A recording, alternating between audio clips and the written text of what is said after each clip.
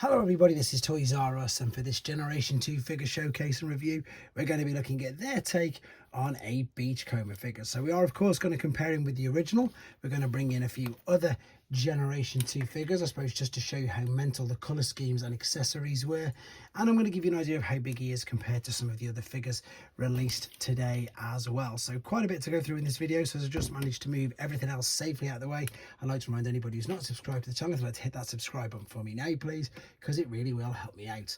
And also to thank Andrew Rodwell for this, because this is who I purchased it from, and obviously without that I wouldn't be able to do the video. So here he is then. So this is just a straight up redeco with chrome or vacuum metal, whatever you want to call it, chrome figures. This is what is missing from today's figures. Not perhaps the crazy colour scheme, but definitely we are missing chrome from figures. So yeah, they've just used the exact same mold.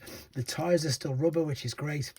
But they've just, as you can see, obviously changed the colour scheme very dramatically, which is something that they did seem to do. The articulation is minimal, the arms will go all the way around, the knees will bend, but that is of course only for transformation. In fact, I'm going to do it very quickly because it is just this, and I'm not too worried about damaging this. I don't like to do transformations on my videos, purely I'll do them separately normally, but here we go. Look, you can see the Autobot G2 logo there, which is great.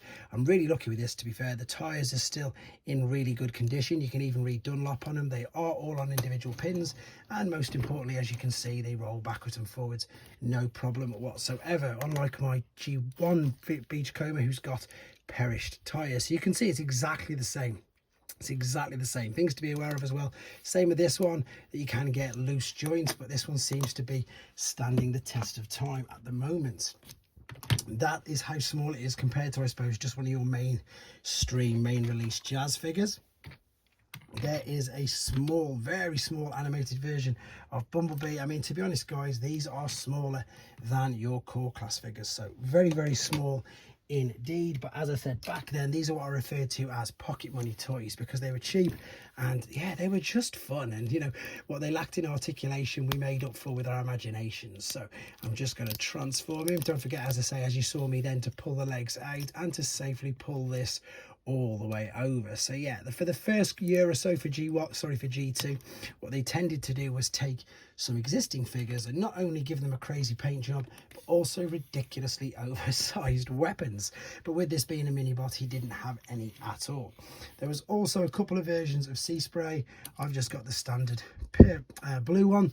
The only Bumblebee I've got, unfortunately, is a sealed one, but you can see there he is. He was gold chrome, so I suppose you could have called him Goldbug, to be honest. And there is a red one which was hubcap, I believe, but everybody thinks he's Cliff Jumper.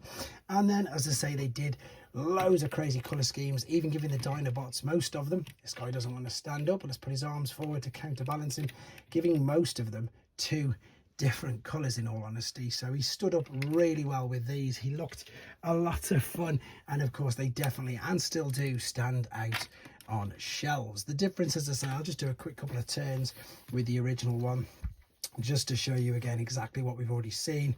Of course, with this, the things to be aware of is the fact that the vacuum metal can chip off and look a bit dull. With regards to some of today's figures, that's an Earthrise Micromaster, which is not too much bigger than. He's nowhere near as tall as a core class. That's an official Takara World's smallest Optimus.